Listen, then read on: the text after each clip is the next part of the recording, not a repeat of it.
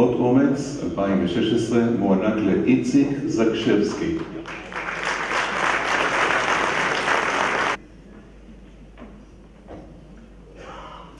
איציק זגשבסקי, עובד חברת החשמל באזור כרמיאל, ונציג ועד העובדים במחוז הצפון, נחשף במהלך תפקידו לשורה של תלונות עובדים בחברה שהתמקדו במעשי שחיתות, מנהל לא תקין, מעשי גניבה ממעביד, רישומים כוזבים במסמכי תאגיד, התעמרות, סחיטה, פגיעה בשכר וניצול עובדים.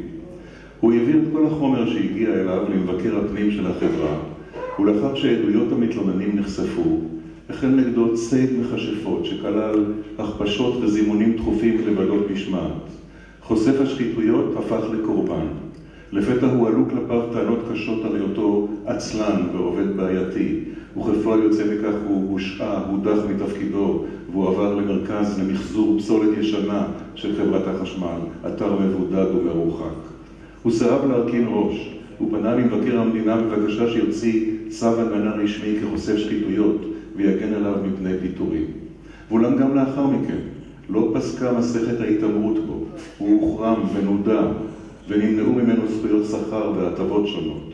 רק בהתערבות נוספת של מבקר המדינה תוקן חלקית העוול שנגרם לו. על אומץ ליבו לחשיפת שחיתויות במקום עבודתו, על כך שלא רפתה ידו ועל עמידתו האיתנה והבלתי מתפשרת לנוכח כל הניסיונות שנעשו להתנכל לו, להשתיקו ולהרחיקו, החליטה ועדת האות פה אחד להעניק לאיציק זגשבסקי את אות אומץ לשנת 2016.